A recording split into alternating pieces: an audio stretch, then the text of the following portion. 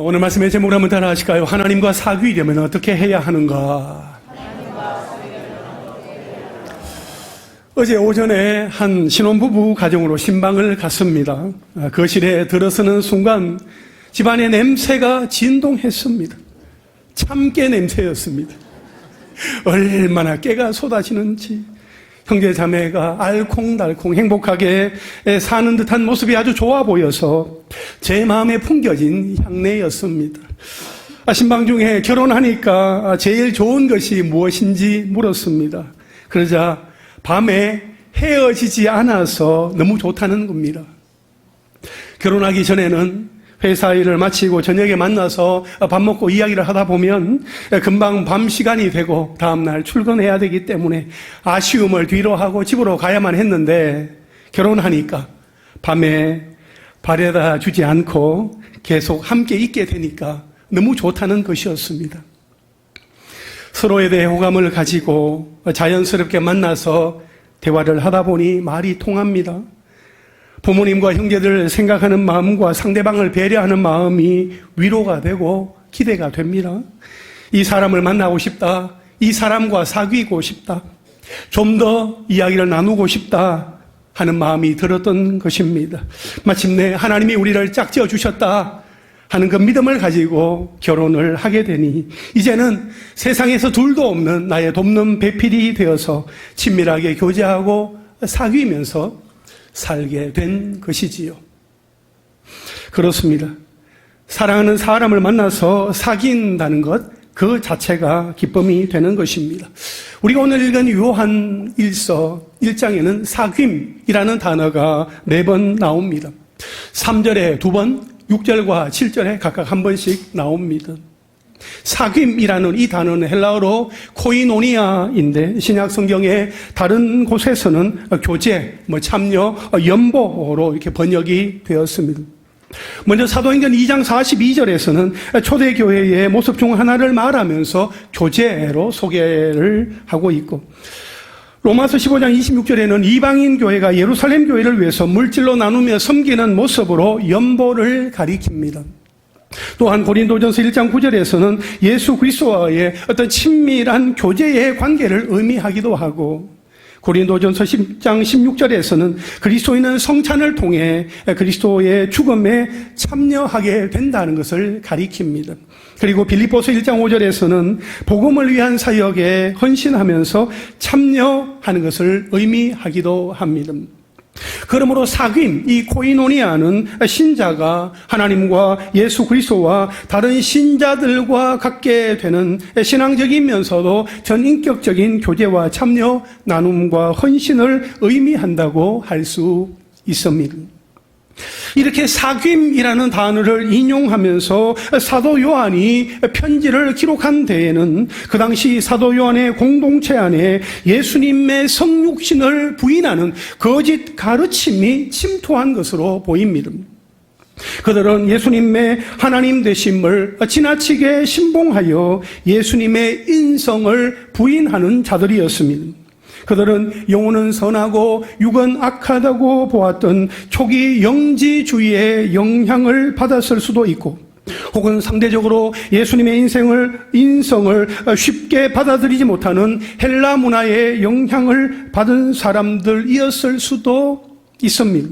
그리고 요한의 공동체에 닥친 또 다른 위협이 있었는데 그것은 죄를 가볍게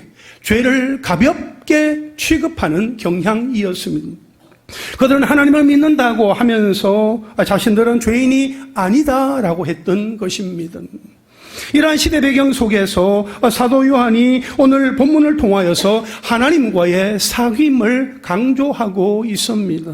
그렇다면 우리가 하나님을 만나고 하나님과 사귀려면 어떻게 해야 할까요? 첫째로 어둠을 버리고 빛 가운데 행해야 합니다.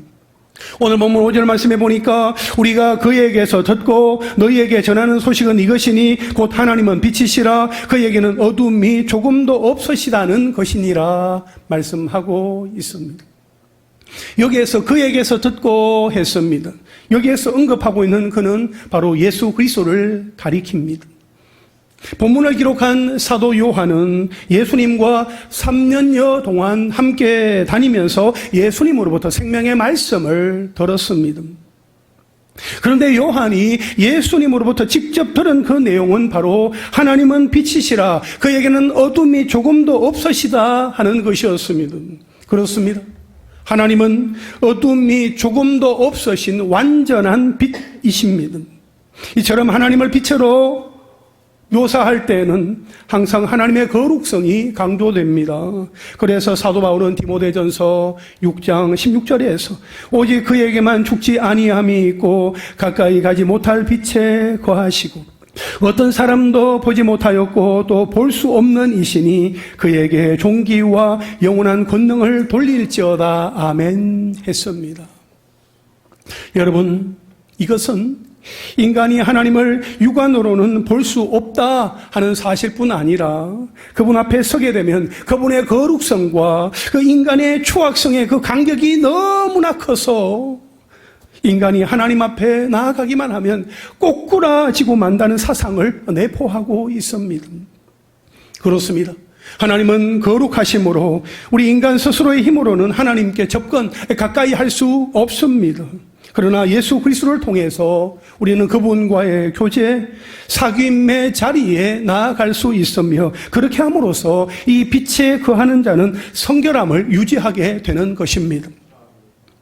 따라서 예수님은 자신을 따르는 제자들에게 빛의 아들들이 되기를 당부하셨고, 사도 바울은 빛의 자녀들처럼 행하라, 모든 착함과 의로움과 진실함이라는 빛의 열매를 맺고 열매 없는 어둠의 일에 참여하지 말라고 에베소서에서 권면을 했습니다. 아울러 사도 요한은 오늘 본문에서 하나님과의 사귐을 위한 기본 자세로서 빛 가운데 행하라 이렇게 권면하고 있습니다. 이는 우선적으로 하나님과의 사귐을 위해서는 성도가 예수 그리스도의 구속 진리를 믿음으로 법적으로 의롭다함을 받은 자라야 한다 하는 것을 보여주는 것입니다. 빛은 성경에서 진리, 순결, 진실, 정의 등을 내포하는 말로 하나님의 본성 자체가 빛이심을 말하면서 하나님의 거룩하신 속성을 나타낼 때에 흔히 사용되는 표현입니다. 반면에 어두움은 빛과 대조되는 말로서 죄, 불행, 무지, 불결, 불신앙, 지옥 등을 나타내는 말로 악과 불의의 상징으로 사용되면서 마귀의 속성을 나타낼 때 흔히 사용되는 표현입니다.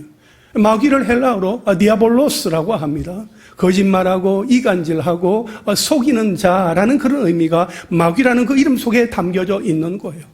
어둠에 속한 자는 그러한 일들로 삶 속에 나타나게 되는 것입니다.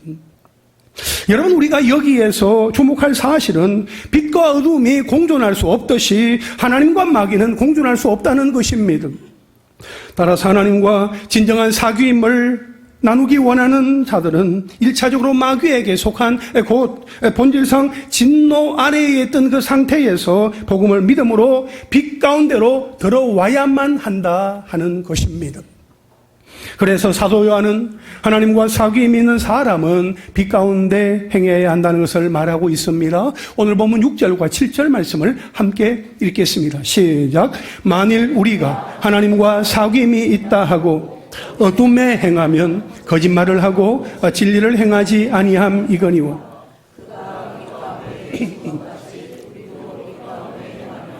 우리가 서로 사귐이 있고 그 아들 예수의 피가 우리를 모든 죄에서 깨끗하게 하실 것이요. 아멘. 여러분, 사도 요한은 말합니다. 만일 누구든지 하나님과 사귐다, 하나님과 교제한다 그렇게 말하면서 어둠 가운데 행하면 그 사람은 거짓말하는 자이고 진리를 행하지 않는 자다라고 말했습니다. 따라서 하나님이 언제나 빛 가운데 계신 것처럼 우리도 빛 가운데 행하면 하나님과 사귀게 되고 그 아들 예수의 피가 우리를 모든 죄에서 깨끗하게 하실 것이라고 말씀하고 있습니다. 사도 요한은 여기에서 어둠 가운데 행하는 자와 빛 가운데 행하는 자의 삶의 모습을 아주 극명하게 대조하고 있습니다. 요한은 빛 가운데 거하는 사람의 가장 중요한 특징을 사귐이라고 말합니다. 이 사귐은 하나님과의 교제를 말합니다. 즉, 빛 가운데 행하는 삶, 거룩하고 성결하게 사는 삶은 하나님과의 교제를 가능하게 합니다. 반대로 어둠 가운데 행하는 삶, 마음의 죄를 가득 품은 상태에서는 거룩하신 하나님과 교제하는 것이 불가능합니다. 왜냐하면 하나님은 빛의 속성상 어둠을 절대로 가까이 하실 수 없기 때문입니다. 그렇습니다. 빛은 어둠과 함께 할 수 없습니다. 우리 예배당에 불이 꺼져 있으면 어둡고 캄캄합니다. 그러나 불이 켜지게 되면 그 어둠은 순식간에 사라지게 됩니다. 그처럼 빛이신 하나님 앞에는 죄와 불의와 같은 어둠은 절대로 가까이 할 수 없습니다. 여러분, 여기 7절 하반절에 그 아들 예수의 피가 우리를 모든 죄에서 깨끗하게 하실 것이요 라고 말씀하고 있는데, 십자가에 설리신 그 예수 그리스도의 그 피로 인하여 우리 인간의 죄가 깨끗하게 되어진다는 것은 성경의 가장 기본적인 진리입니다. 나의 죄를 씻기는 예수의 뭐밖에 없다? 나의 죄를 씻기는 예수의 피밖에 없는 것입니다. 할렐루야. 예수님은 최후의 만찬 자리에서 잔을 가지사 감사기도 하시고 제자들에게 주시면서 이렇게 말씀을 하셨어요. 마태복음 26장 28절에 이것은 죄 사함을 얻게 하려고 많은 사람을 위하여 흘리는 바 나의 피 곧 언약의 피니라 하셨어요. 사도 바울은 로마서 5장 9절에서 그러면 이제 우리가 그의 피로 말미암아 의롭다 하심을 받았으니 라고 말씀하고 있어요. 히브리서 기자는 히브리서 9장 12절에서 오직 자기의 피로 영원한 속죄를 이루사 단번에 성소에 들어가셨느니라 이렇게 기록을 하고 있습니다. 이처럼 예수 그리스도의 그 피가 우리 인간의 모든 죄를 용서해 주시고 의롭다 하심을 받게 하는 유일한 길이라는 것을 분명하게 우리에게 보여주고 있습니다. 예수의 피, 예수밖에 없다. 하나님께로 나아가려면 예수의 그 피로 죄사함을 받아야 나아갈 수 있다라고 분명하게 우리에게 말씀하고 있습니다. 그런데 사도 요한은 여기에 조건 하나를 덧붙입니다. 그게 뭔가 하면 우리도 빛 가운데 행하면입니다. 우리도 빛 가운데 행하면이라는 그 조건을 덧붙이고 있어요. 여러분, 빛 가운데 행한다는 것은 빛 가운데 행하는 삶을 통해 자신의 추한 부분을 인식하게 된다는 사실을 암시합니다. 빛은 방 안에 일어나는 그 작은 먼지까지도 다 보이게 합니다. 그런 측면에서 빛 가운데 거하는 자는 자신의 그 숨겨진 그 죄들을 철저하게 인식하게 되며 자기 자신에 대하여 어떤 희망도 갖지 못하게 되죠. 따라서 오직 구속주만을 의지하게 됩니다. 그리고 구속의 주님을 통해 주님이 자신을 모든 죄에서 깨끗하게 하시는 것입니다. 또한 빛 가운데 거한다는 것은 예수 그리스도를 자신의 구주와 삶의 주인으로 영접했다 하는 것을 의미합니다. 예수 그리스도를 영접하지 않은 자가 하나님의 빛 가운데 거할 리가 없습니다. 예수 그리스도를 영접했기 때문에 그 사람 안에서 죄인을 위해 설리신 예수 그리스도의 그 피가 죄를 깨끗하게 하는 그 효력을 발휘하는 것입니다. 여러분 기억하십시오. 모든 인류의 대표인 아담의 그 범죄는 모든 인간을 원죄 아래에 가두어 버렸지만 두 번째 아담으로서 모든 믿는 자의 대표가 되시는 예수 그리스도의 십자가 희생의 그 피는 그분을 구주로 주인으로 영접하는 자에 한해서 죄에서의 자유를 베풀어 주셨다 하는 것입니다. 여기 7절 하반절에 모든 죄에서 깨끗하게 하실 것이요 라고 했는데 이 죄는 원죄와 자범죄를 다 포함합니다. 그리스도의 피는 아담으로부터 이어받은 죄, 곧 원죄뿐만 아니라 우리 각자가 지은 그 자범죄도 깨끗하게 속량 다 사하여 주십니다. 그러므로 빛 가운데 행하는 자에게만 예수 그리스도의 보배 피가 죄 용서의 효력을 발휘한다 하는 이 말씀은 너무나 당연한 것입니다. 여러분, 지난 한 주간 일상에서 살아가는 동안에 내가 만났던 사람들에게 했던 말과 행동들을 한번 생각해 보십시오. 나의 입에서는 어떤 말들이 주로 흘러나왔으며 나의 생각에서 비롯된 행동들은 과연 어떤 것들이었습니까? 그 모든 말과 행동들이 내가 과연 하나님의 자녀다 하는 사실을 자부할 만한 빛 가운데 행하는 모습이었습니까? 어둠에 속한 말과 행동이 나에게서 흘러져 나오지는 않았습니까? 나의 그 모습들은 과연 하나님께서 기뻐하시는 모습이었습니까? 여러분, 빛 가운데 행함으로 말과 행동이 일치하는 삶이 되기까지 우리는 하나님 앞에서 날마다 몸부림해야 합니다. 말은 그럴듯하게 합니다. 행동도 그럴듯해 보입니다.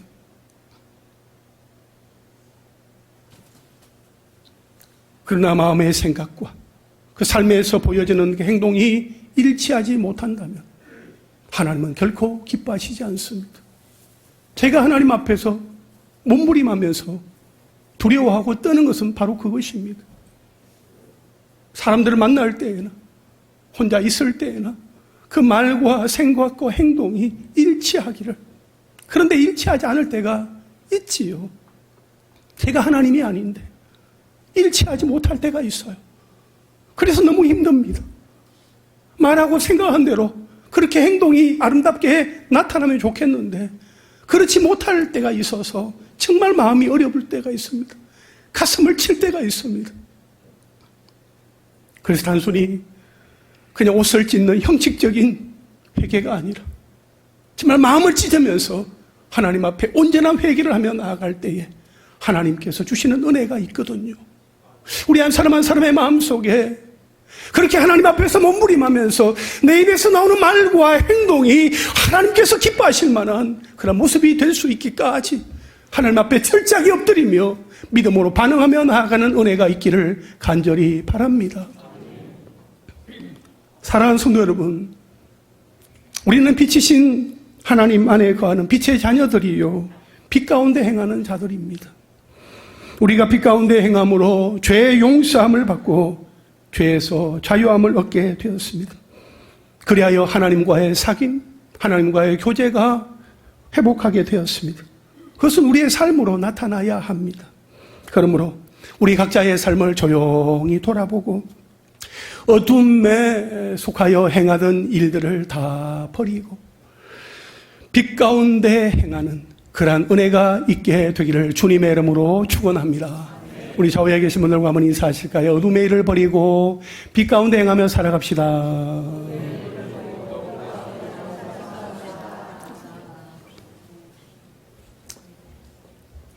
어둠에 속하여 있던 일들은 다 버리고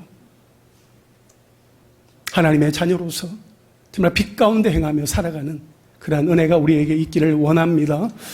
하나님과 사귀려면 어떻게 해야 하는가? 첫 번째 뭐라고 말씀드렸죠? 어둠의 일을 버리고 빛 가운데 행해야 합니다라고 말씀드렸어요. 둘째는 자신의 죄를 자백하고 용서를 받아야 합니다. 여러분, 오늘 본문 8절 말씀에 보면 만일 우리가 죄가 없다고 말하면 스스로 속이고 또 진리가 우리 속에 있지 아니할 것이요 라고 했습니다. 여기에서 우리는 모든 인간을 가리킵니다. 모든 인간은 한 사람도 예외 없이 죄를 지었다. 모든 사람이 다 죄를 범하였다라고 로마서 3장 23절에서 말씀하고 있습니다. 따라서 자기에게 죄가 없다라고 그렇게 주장하는 것은 곧 자기를 속이는 것이고 다른 사람을 속이는 것이며 또한 하나님 앞에서 거짓을 말하는 것입니다. 그럼에도 인간의 죄를 부정하는 종교나 무신론적인 사상은 다 거짓말이요 진리가 아닙니다. 그런 의미에서 초대교회 당시에 영지, 신령한 지식을 얻으면 죄가 없다고 주장했던 영지주의자들이나 진리를 깨달으면 죄에서 벗어난다고 주장하는 이방 종교는 스스로 속이는 것이요 진리가 없는 자들입니다. 또한 죄가 없다고 주장하는 것은 죄가 있음에도 불구하고 없다고 주장하는 것이므로 회개하지 않은 것입니다. 따라서 그러한 자들의 마음속에는 진리가 거할 수 없습니다. 왜냐하면 하나님 앞에서 자기 죄를 고백하지 않는 자의 그 마음속에는 우리를 진리, 예수 그리스도 가운데로 인도하시는 성령이 거하실 수 없기 때문입니다. 이처럼 사도 요한은 죄가 없다 하고 죄를 자백하지 않을 경우에는 진리 대신 예수 그리스도를 얻지 못하고 멸망에 이른다고 말합니다. 그러나 자신에게 죄가 있음을 인정하고 자백하면 어떤 결과가 주어지는지 9절에서 말씀을 하고 있지요. 여러분, 우리는 여기에서 앞에 나온 말씀과 함께 죄에 대한 두 가지 태도를 우리는 정리해 볼 수 있습니다. 하나는 죄가 없다는 태도입니다. 나는 죄가 없어요. 죄가 없다고 말하는 태도입니다. 죄가 없다고 말하면 스스로를 속이게 되는 것이고 진리가 그 속에 있지 않게 됩니다. 또 하나 죄에 대한 태도는 내가 죄가 있습니다. 자백합니다는 거죠.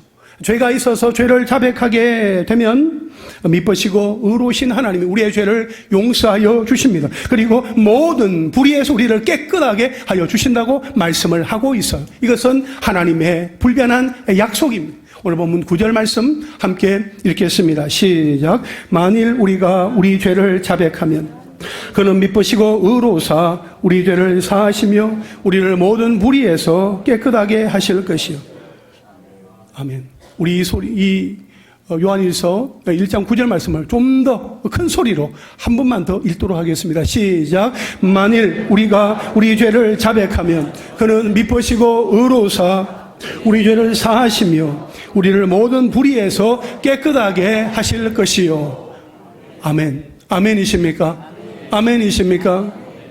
만일 우리가 우리 죄를 자백하면 이라고 말씀하고 있습니다. 이것은 바로 앞에 있는 8절에 우리가 죄가 없다고 말하면 이라는 표현과 아주 대조되는 말입니다. 사도 요한은 범죄한 인간이 그 죄를 자백하느냐 자백하지 않느냐에 따라서 그 결과가 180도로 달라지게 되는데 자신의 죄를 자백하는 경우에는 구원을 받고 하나님과 새로운 사귐의 관계에 놓이게 된다라고 말하고 있습니다. 여러분, 죄는 헬라어로 하마르티아라고 하는데 오늘 여기 9절에 보면 이 죄는 하마르티아스, 복수로 쓰여져 있어요. 복수로 사용되었기 때문에 여기서 말하는 죄는 모든 종류의 죄를 가리킵니다. 그리고 자백하면 이라는 말은 계속하여 사실 그대로를 말하면, 계속하여 사실 그대로를 말하면 이라는 의미입니다. 이것은 성도들이 한번 죄를 자백하고 마는 것이 아니라 죄를 발견할 때마다, 죄가 보일 때마다, 죄가 인식될 때마다 계속해서 자백해야 한다 하는 것을 말합니다. 그러므로 성도들은 하나님께 죄를 발견할 때마다 계속해서 자백하되 사실 그대로 거짓이 없이 자백해야 합니다. 하나님은 다 알고 계시기 때문입니다. 그래야 할 때 미쁘시고 오로신 우리 하나님이 응답하시는 것입니다. 한번 약속하신 것은 반드시 응답하시는 신실하신 하나님, 불의가 없으시고 진리의 주이신 의로우신 하나님이 우리의 죄를 용서하시며 우리를 모든 불의에서 깨끗하게 하여 주실 것이다 라고 약속하고 있습니다. 결국 이 말씀은 회개한 자는 하나님이 그러한 죄들로부터 우리를 구별시켜 놓으신다, 구별시켜 떼어 놓으신다 하는 그러한 의미입니다. 그러나 이 죄를 자백하는 자는 이제 나는 죄와는 전혀 상관없는 존재가 된다는 의미는 아니다 하는 것을 기억해야 합니다. 한번 자백했다고 해서 나는 이제 더 이상 죄와는 아무 상관이 없는 그러한 존재가 되었다라는 것을 의미하지는 않는다는 거예요. 여러분, 이 말은 죄를 자백하면 그 이후로는 나의 아무 노력 없이도 죄를 짓지 않게 된다 하는 말이 아니라 기본적으로 죄에서부터의 자유하게 된다, 죄에서 자유하게 된다라는 그런 의미입니다.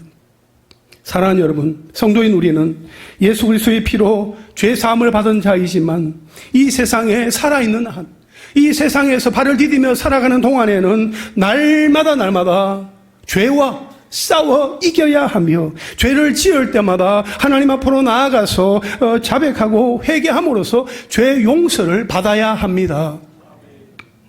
여러분, 우리는 죄인입니다. 우리 모두는 죄인입니다. 그 죄 때문에 우리는 하나님 앞으로 나아가는 것입니다. 나의 죄 문제를 나 스스로는 해결할 수 있어요, 없어요? 있어요? 없어요. 나 스스로는 나의 죄의 문제를 해결할 수 없으므로 예수 그리스도의 십자가 보혈의 공로 의지하여 우리는 하나님 앞으로 나아가는 것입니다. 아멘이십니까? 나에게는 죄가 없어요. 나는 범죄하지 않았어요. 라고 말할 수 있는 인생은 없습니다. 우리 모두가 죄인이기에 예수의 피가 뿌려져야 하고 예수의 피가 덮여져야 하고 예수의 피가 부어져야 하며 하나님의 은혜가 필요합니다. 나는 죄가 없어요. 범죄하지 않았어요. 라고 말하는 사람에게 사도 요한은 오늘 본문 10절에서 그것이 어떤 의미인지를 경고하고 있습니다. 우리 10절 말씀 함께 읽겠습니다. 시작. 만일 우리가 범죄하지 아니하였다 하면 하나님을 거짓말하는 이로 만드는 것이니 또한 그의 말씀이 우리 속에 있지 아니하니라. 아멘. 이 말씀은 앞서 8절에 만일 우리가 죄가 없다고 말하면 그와 같은 의미의 말입니다. 그래서 이 8절의 내용을 다시 반복하고 있습니다. 하지만 이 반복이 단순 반복이 아니라 보다 깊은 의미가 담겨있는 심화된 반복으로 범죄하지 않았다라고 주장하는 것이 하나님 앞에서 얼마나 큰 죄가 되는 것인가 하는 것을 경고하고 있는 것입니다. 10절 상반절에 만일 우리가 범죄하지 아니하였다 하면 하나님을 거짓말하는 이로 만드는 것이니 라고 했습니다. 하나님은 빛이심으로 어둠이 없으시고 거짓 또한 없으십니다. 그래서 우리 자신이 죄 없다, 범죄하지 않았다 하고 주장하는 것은 자신을 그릇된 길로 나아가게 하는 것일 뿐만 아니라 하나님을 거짓말쟁이로 만들고 마는 그러한 결과를 초래한다는 사실입니다. 인간은 타락한 이후에 그 모든 행동이 죄의 본성에 근거하고 있습니다. 따라서 이러한 사실을 부인하는 것은 자신의 교만함을 드러내는 것일 뿐만 아니라 스스로 거짓말쟁이임을 인정하는 결과이며 빛이요 진리이신 하나님을 모욕하는 엄청난 죄를 저지르는 것입니다. 사실 하나님은 우리에게 죄가 있다고 하시는데 우리가 스스로 범죄하지 않았어요, 죄가 없어요 그렇게 주장한다면 우리는 결과적으로 하나님을 거짓말쟁이로 만드는 것이요 그것처럼 교만한 것도 없습니다. 더 나아가 그것은 자신의 본질, 자신이 죄인이다 하는 그 속성을 전혀 깨닫지 못하고 주장하는 어리석은 행동이자 하나님의 말씀에 대한 무지한 행위로 그 안에 진리이신 예수 그리스도가 없다 하는 것을 스스로 인정하는 것이 되는 겁니다. 여러분, 예수 그리스도의 복음을 믿고 빛 가운데로 들어옴으로 하나님과의 사귐을 시작한 사람이라면 하나님과의 사귐을 더욱더 깊이 있게 하기 위해서는 반드시 과거 어둠에 속했을 때 행하던 그 일들을 계속해서 버리지 않으면 안 되는 것입니다. 내 속에 죄가 생각날 때, 또 내가 죄를 지을 때, 어둠에 속한 일을 행한다 여겨질 때 계속해서 버려야 하는 것입니다. 사실 성도라 할지라도 죄를 범할 수 있고 그 죄로 말미암아 신앙의 침체에 빠질 수도 있습니다. 이때에 요구되는 것이 하나님과의 그 사귐을 가로막는 죄, 그 죄에 대한 바른 자백, 곧 회개가 있어야 하는 것입니다. 하나님은 죄를 자백하는 자들을 모든 불의에서 깨끗하게 하실 뿐만 아니라 더욱더 정결하게 하셔서 성화의 길로 나아가게 하여 주십니다. 하나님은 진실로 미쁘시고 의로우사 죄를 고백하면 용서해 주시겠다는 그 약속을 반드시 지키실 뿐만 아니라 또한 우리를 모든 불의에서 깨끗하게 하셔서 하나님이 직접 우리 성도들과의 관계를 더욱더 깊이 있게 하시며 때마다 일마다 우리에게 놀라운 은혜를 더하여 주실 것입니다. 우리는 그 은혜가 있었기 때문에 여기까지 오게 된 것입니다. 하나님의 놀라운 은혜가 우리에게 부어졌기 때문에 우리가 이렇게 살 수 있게 되는 것입니다. 우리에게 생명이 있는 것, 우리가 건강한 모습으로 이 자리에 올라와서 예배할 수 있게 되는 것, 이 모든 것은 하나님의 은혜입니다. 우리가 그 은혜를 잊어버리면 안 됩니다. 특별히 하나님은 자신의 죄에 대하여 자백하고 회개하는 자에게 은혜를 더하여 주십니다. 하나님, 내게 있는 죄 때문에 너무 마음이 무겁습니다. 너무나 어렵습니다. 너무나 힘이 듭니다. 내 죄를 가지고 있자니 내가 죽을 것만 같습니다. 금방이라도 질식할 것만 같습니다. 하는 그런 마음을 가지고 있을 때 낙심하지 아니하고 포기하지 아니하고 하나님을 기억하고 하나님 앞에 나아가 기도할 때에, 하나님 앞에 자백하며 나아갈 때에 하나님께서 그 죄를 용서하여 주시고 그 사람에게 놀라운 은혜를 도하여 주시는 줄로 믿습니다. 그 대표적인 사람이 성경 속에서 볼 때에 다윗임을 우리는 잘 알게 되죠. 그 다윗이 지은 많은 시편 가운데 시편 51편을 우리가 보게 되면 9절부터 12절까지의 말씀을 우리 함께 읽겠습니다. 시작. 주의 얼굴을 내 죄에서 돌이키시고 내 모든 죄악을 지워 주소서. 하나님이여, 내 속에 정한 마음을 창조하시고 내 안에 정직한 영을 새롭게 하소서. 나를 주 앞에서 쫓아내지 마시며 주의 성령을 내게서 거두지 마소서. 주의 구원의 즐거움을 내게 회복시켜 주시고 자원하는 심령을 주사 나를 붙드소서. 아멘. 다윗이 우리아의 아내였던 밧세바를 범하고 그것을 숨기기 위해서 밧세바의 남편이었던 우리아를 그 전쟁의 최전선으로 내보내서 그를 죽게 하는 살인 교사의 그러한 죄를 범한 이후에 그에게 찾아왔던 나단 선지자의 그 말을 듣게 되었을 때에 하나님 앞에 정말 통곡하며 자백하며 나아가게 되었을 때에 하나님은 다윗의 기도를 들으시고 그의 자백을 받으시고 그를 용서하여 주시고 그에게 더 큰 은혜와 복을 도하여 주신 줄로 믿습니다. 여러분, 내 마음 가운데 차마 누구에게도 말할 수 없고 내 속을 들여다볼 때에 은밀하게 남겨져 있는 그런 죄, 그 죄 때문에 혹시 마음이 무거우십니까? 어려우십니까? 그 죄가 생각날 때, 그 죄가 보여질 때 하나님 앞에 철저하게 엎드리며 자백하며 회개하며 나아갈 때 하나님은 우리의 기도를 들으시고 우리 각 사람에게 놀라운 은혜와 복을 도하여 주실 줄로 믿습니다. 우리가 하나님의 말씀을 듣습니다. 이 말씀이 내 말씀 되게 하기 위해서 반드시 필요한 과정은 하나님 앞에 기도하는 것입니다. 기도할 때에 하나님의 은혜와 복이 더하여지는 것입니다. 하나님의 말씀을 듣고 하나님, 이 말씀이 내 삶 가운데 역사하기를 원합니다 하는 그런 마음으로 기도하는 자에게 하나님께서 은혜를 더하여 주십니다. 여러분, 말씀을 들은 이후에 곧바로 일어나지 마십시오. 그 말씀을 듣고 말씀과 씨름을 하십시오. 그 말씀이 내 마음 가운데 들어와서 그 말씀이 내 속에서 믿음의 뿌리를 내리면서 30배, 60배, 100배의 열매를 맺으면서 정말 하나님께서 기뻐하시는 하나님의 사람이 될 수 있도록 몸부림하는 그러한 은혜가 있게 되기를 간절히 바랍니다. 우리 교회는 지난주 월요일부터 700일 기도를 시작을 했습니다. 공동체 성경 낭독을 통하여서 또 우리가 또 하나님 앞에 기도하며 나아가는 귀한 시간들을 우리가 갖고 있습니다. 저는 정말 간절히 바라는 것은 공동체 성경 낭독의 그 시간을 통하여 하나님의 말씀을 이른 아침부터 말씀을 듣고 또 그 말씀을 읽고 말씀을 암송하고 또 말씀을 공부하고 그 말씀을 묵상하는 가운데 하나님을 알아가고 하나님을 점점 더 많이 알아가는 가운데 하나님을 더 사랑하게 되는 우리 교회 모든 성도들이 될 수 있기를 간절히 바랍니다. 화목 기도회와 새벽 기도회를 비롯한 여러 기도회 시간들을 통하여서 그 기도하는 시간에 기도하면서 하나님과 더욱더 친밀하게 교제하며 나아가는 은혜가 있게 되기를 간절히 원합니다. 여러분, 700일 기도, 지난주에 기도 브로셔를 나누어 드렸습니다. 이것을 가지고 말씀을 듣고 기도하면서 스티커를 하나씩 붙이고 계시지요?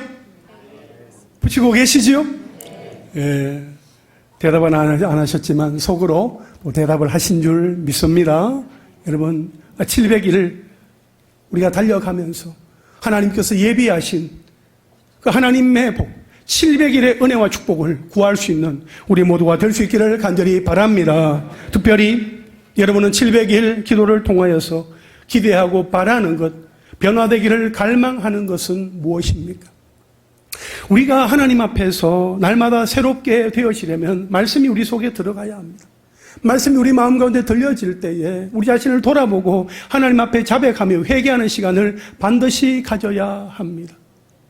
그러한 시간들 통해서 내게 있는 모난 부분들이 깎여지고 잘라지고 떨어져 나가면서 내가 하나님께서 기뻐하시는 그런 사람의 모습으로 바뀌어져 가는 것이죠. 여러분, 사람은 안 바뀝니다. 좀처럼 바뀌지 않습니다. 그러나 성령께 붙들림 바 되어지고 하나님의 말씀이 그 속에서 살아 역사할 때에 그 사람은 바뀌게 될 줄로 믿습니다. 여러분, 우리는 하나님 앞에서 마음을 들이며 기도하고 있습니다. 그런데 우리가 기도할 때에 그 기도 가운데 회개의 시간은 얼마나 됩니까? 우리에게 죄가 남아있고 거룩하지 못하고 정결하지 못한 것이 우리 속에 남아있어서 깨끗하지 못하면 하나님이 서실 수가 없고 하나님이 우리에게 은혜와 복을 부어주실 수도 없다는 그 사실을 알기에 내 마음의 그릇을 내가 깨끗하게 하리라 하는 그런 마음으로 하나님 앞에 기도하며 회개하는 시간은 얼마나 됩니까? 또한 회개하는 그 기도의 시간을 가질 때에 그 회개의 내용은 얼마나 구체적입니까? 혹시 하나님 앞에서 구하는 것에는 민감하면서도 죄에 대하여서는 둔감하여 이 정도 가지고 죄가 되겠어? 다른 사람들보다는 양호한 편이니까 그냥 넘어가도 될 거야 라는 그런 인간적인 생각으로 판단한 나머지 회개의 시간은 점점 짧아지고 줄어들고 있지는 않습니까? 여러분, 우리는 우리의 말과 행실의 기준, 죄의 정도를 다른 사람에게 맞출 것이 아니라 하나님의 말씀에 맞추고 하나님의 말씀을 기준으로 삼아서 반응하며 살아갈 수 있어야 합니다.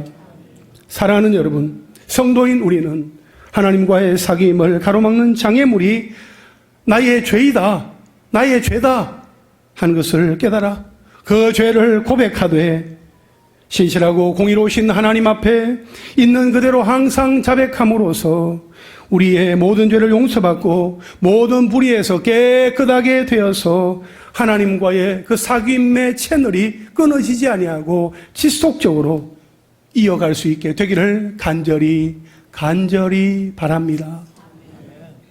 이제 말씀을 정리하겠습니다. 하나님과 사귀려면 어떻게 해야 하는가? 여러분, 하나님과 사귀려면, 하나님과 교제하려면 어떻게 해야 합니까? 자, 두 가지를 말씀을 드렸습니다. 하나는 어둠의 일을 버리고 빛 가운데 행해야 한다는 것입니다. 또 하나는 자신의 죄를 자백하며 용서를 받아야 합니다. 우리를 지으신 하나님은 우리와 교제하기를 원하십니다. 날마다 때마다 하나님과 함께 걸어가기를 원하십니다. 하나님은 우리에게 말씀하기를 기뻐하시는 분이십니다. 우리가 마음의 문을 열고 귀를 열고 하나님 나에게 말씀하여 주십시오 라고 하나님 앞에 기도하며 나아갈 때 하나님은 우리에게 하나님의 말씀이 생각나게 하시는 방법으로 우리에게 하나님의 음성을 들려주십니다. 하나님은 우리와 교제하기를 원하시고 우리는 하나님 앞으로 나아가야 합니다. 그러나 하나님 앞으로 나아가는 것을 가로막는 것이 있습니다. 그게 무엇입니까? 죄입니다.